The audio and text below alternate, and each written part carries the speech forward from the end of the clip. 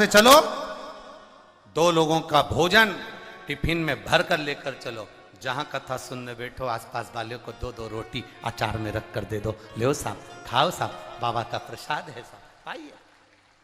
घर में जो भोजन, घर में जो खाते हो उसको भोजन कहते हैं, होटल में जो खाते हो उसको खाना कहते हैं, और भगवान की कथा में बैठकर जो खाते हो उसको प्रसाद कहते हैं। उसको भाव से पाइए, दिल से, हृदय से, चित्त से, आनंद से। ये मौका नहीं मिलने वाला। भगवान ने कोई कृपा करी होगी, जो बैठले सेवा समिति ने भी अधिक मास में सावन के महीने में 2 महीने जो भंडारा चलाने का नियम लिया था, ये बाबा की कृपा से लगातार चलता रहा। और 5 दिन बाबा की कृपा है। और हमारे आशीष तो कह रहे थे, गुरुजी अगर बाबा कृपा करता रहे तो आप तो ये चतुर्मास में 16 श्राद्ध में और नवरात्रि में और ये चातुर्मास पूरा कार्तिक के महीने तक, भादों का महीना और ये पूरा श्राद्ध पक्ष में भी भंडारे जहां जहां कथा हो वहां चलने दें। बाबा की ये कृपा होगी, बाबा संभाले। तो ये आपके अंदर भी एक भाव उत्पन्न होना चाहिए, सेवा का भाव, एक आदर का भाव, एक सत्कार का भाव।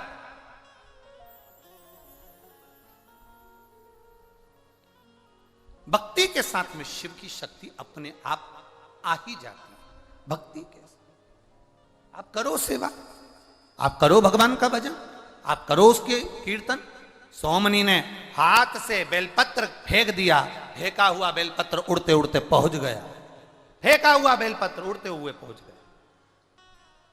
और मेरा तो केवल इतना सा निवेदन है, आप मोतीचूर के लड्डू बांटो ना बांटो, पर इतना सा निवेदन है कि कोई बुजुर्ग अगर आ रहा है और बहुत बूढ़ा है और उसका मन है कथा में आने का, तो मेरा प्रशासन से निवेदन है उनकी गाड़ी थोड़ी अंदर तक आ जाने देना।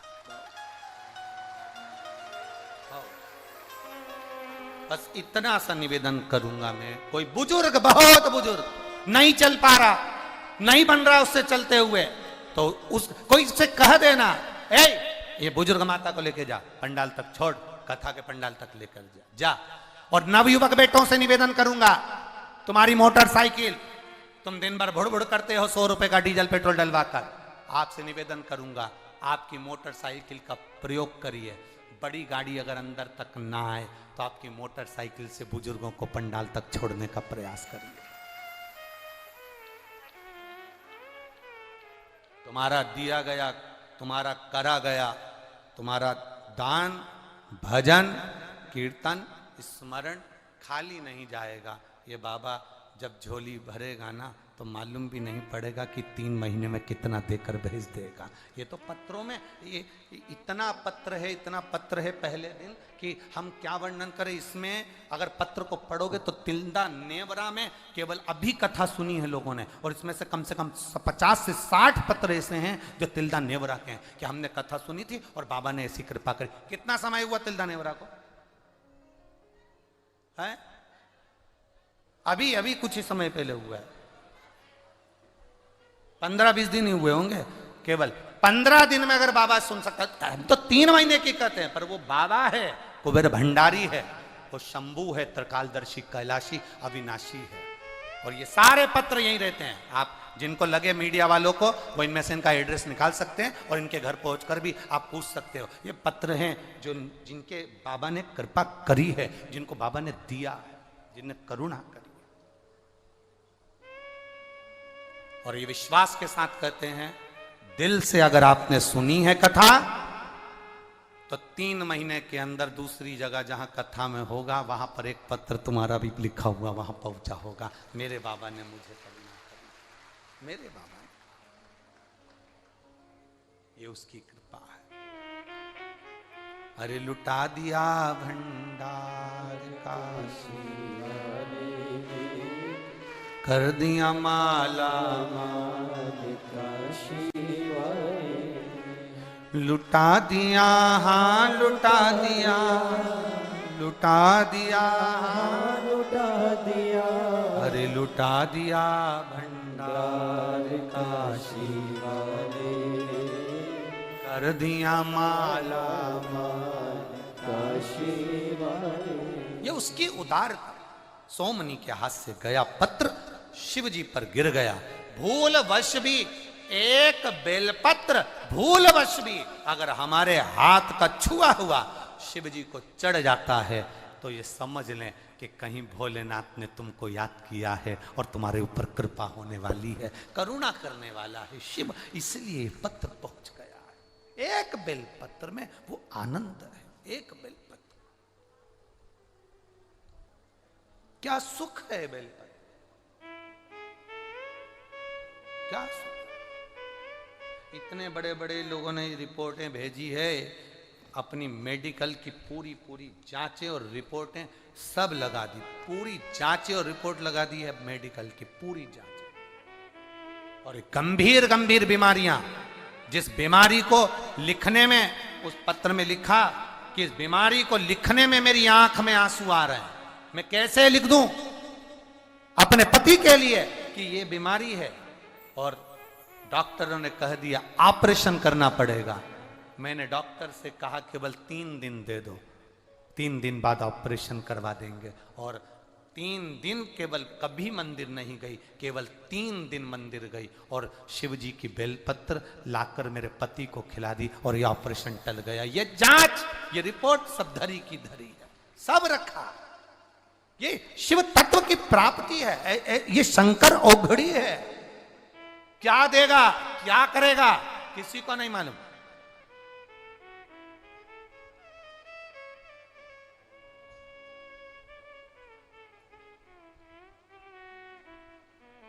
किसी ने कहा गुरुजी कथा सावन में सुनना चाहिए, भादों में सुनना चाहिए, कुंवार में सुनना चाहिए, कार्तिक में सुनना चाहिए, जनवरी में सुनना चाहिए, फरवरी में सुनना चाहिए, मार्च में सुनना चाहिए, कौन से महीने में सुनना चाहिए और कौन से महीने में किस पक्ष में कथा को श्रवण किया जाता है। हमने कहा यह शिव महापुराण की कथा है। जिस दिन तुम्हारा दिल कर जाए, ना सावन देखना, ना भादो देखना, ना जनवरी देखना, ना फरवरी देखना, जब तुम्हारा मन करे तब बाबा के पंडाल में बैठकर या टीवी के सामने आस्था चैनल पर तुम्हारा दिल कर जाए, उस दिन आसन लगाना जमीन पर और बैठ जाना। 2 चीजें जमीन पर बैठकर करना चाहिए। एक जीमना, जीमना जानते हो, बोलो जम के बोलो जरा। एक जीमन जमीन पर बैठकर करो और एक भजन जमीन पर बैठकर करो। 2 चीजें जमीन पर बैठकर करो। एक जीवन, भोजन करने बैठो तो जमीन पर बैठकर करना, और भजन करने बैठो तो जमीन पर बैठकर करना। आसन लगाओ, जमीन पर बैठो और भजन करिए। आसन लगाओ, जमीन पर बैठो और भोजन करिए। 2 चीजें जमीन पर बैठकर करना। क्या होगा उससे, क्या फल मिलेगा उससे, कर कर देखिएगा। केवल जिसको शुगर हो और शुगर जिसके शरीर में है, उसको नियम बना लेना चाहिए कि मैं कुर्सी पर, टेबल पर बैठकर नहीं खाऊंगा, मेरे शरीर में कष्ट है बहू, एक काम कर, जमीन पर एक मोटा सा आसन लगा दे, मैं धीरे से बैठूंगा, वहां बैठकर मैं खाऊंगा। भोजन करो और भोजन करने के पहले एक बेलपत्र शिव पर चढ़ी हुई और भोजन करने के बाद एक बेलपत्र शिव पर चढ़ी हुई। केवल 3-4 दिन खाकर देखो और शुगर का लेवल जांच करवाना, वो लेवल में मिलेगी आपको। भोजन जमीन पर बैठकर करा जाए, भजन जमीन पर बैठकर करा जाए। जमीन का तत्व हमारे शरीर में होगा तो हमारे जीवन के रोगों को समाप्त करेगा। आजकल तो घर में भी तो बाइयों चप्पल पहने देवी होन, घर में भी चप्पल पहन रही हैं, रसोई घर में चप्पल, हाल में चप्पल, खुद के कमरे में चप्पल, बाथरूम जाए तो चप्पल। जमीन का तत्व तो शरीर से लग ही नहीं पा रहा, नहीं लग रहा, इसीलिए ब्लड प्रेशर, शुगर, थायराइड, आंखों में चश्मा।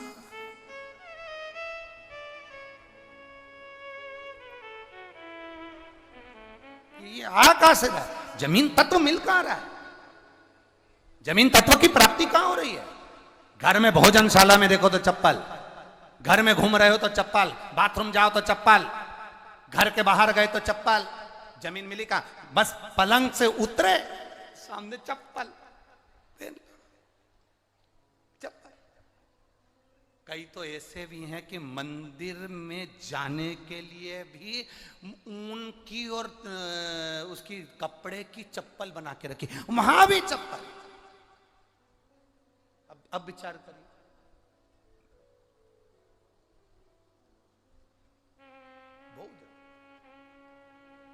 भोजन भजन बैठ कर करना प्रारंभ कर दो।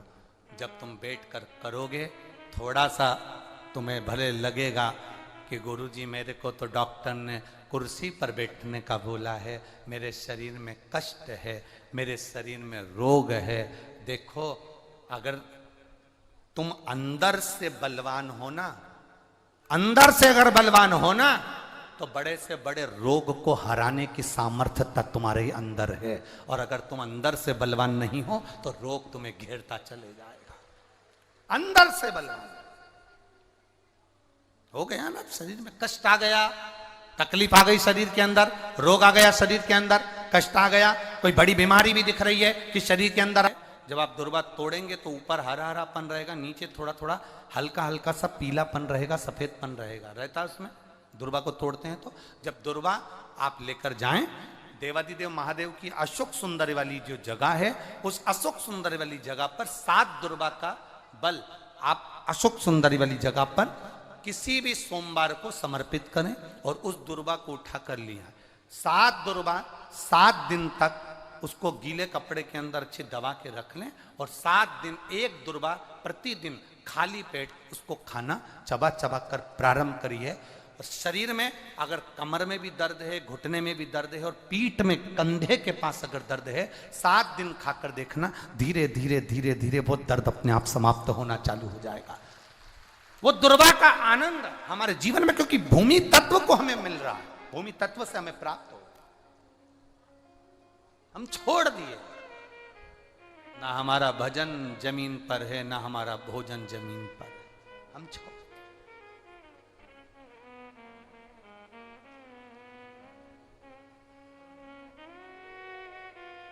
शिव कथा कह रही है, शिव महापुराण की कथा कह रही है। बाबा देवादिदेव महादेव से कह दिया, भगवान शंकर से कहा, बाबा आप और इसको लेने के लिए आए, आप आए हो इसको लेने के लिए? ये कौन? ये वो ब्राह्मणी जिसने एक बछड़े का मांस खाया था, ये वो ब्राह्मणी जिसने बछड़े को मारा था, ये वो ब्राह्मणी जिसने अपने शरीर का भाव नहीं देखा, अहम में डूबी रही, और आप इसे लेने आए?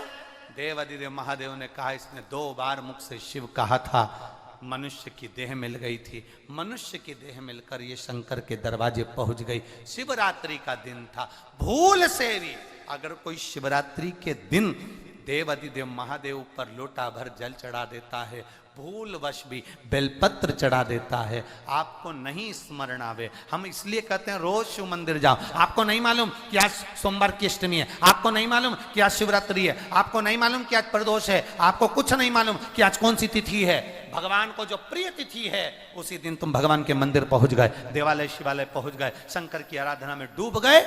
बाबा देवादिदेव महादेव ने साध लिया तुमको। तुम्हें नहीं मालूम कि तुमने कौन से दिन बाबा को ऊपर जल चढ़ाया, तुम्हें नहीं मालूम कि तुमने बाबा को कौन से दिन भजन करा, बस वो फल तुम्हें प्राप्त हो गया, वो फल तुम्हें मिल गया।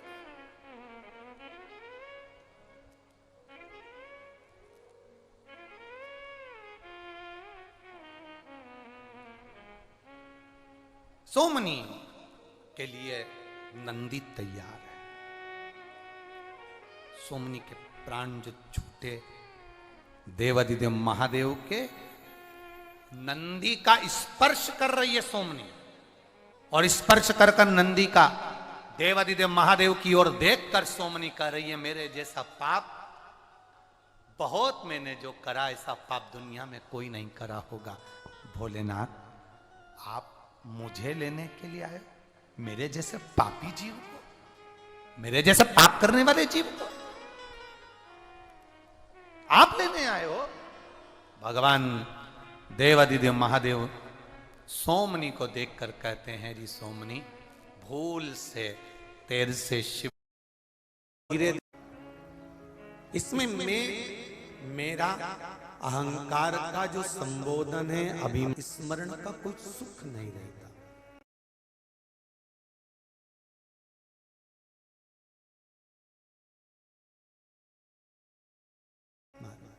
अभिमत्ता को दूर करो, अभी मत ताको। कितना सुंदर लिखा है, महाज्ञानी प्रखंड विद्वानों में विद्वान श्री देवाचार्य जी महाराज,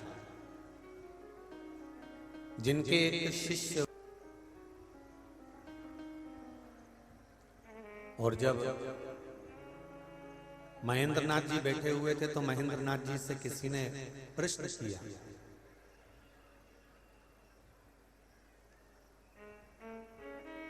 महेंद्रनाथ पूछा, क्या तुम स्वर्ग जाओगे? एक विद्वान गुरु के शिष्य से यह पूछा जा रहा है, क्या तुम स्वर्ग जाओगे? महेंद्रनाथ जी ने कहा, मैं जाएगा तो स्वर्ग जाऊंगा। क्या बोला? मैं जाएगा तो स्वर्ग जाऊंगा। इतने में शिष्यों को थोड़ा सा गुस्सा आ गया। शिष्यों ने कहा, बताओ कितना अहंकारी है, कितना अभिमानी है। हम पूछ रहे हैं महेंद्रनाथ क्या तुम स्वर्ग जाओगे, और महेंद्रनाथ कह रहे हैं कि मैं जाएगा तो स्वर्ग जाऊंगा। अब ये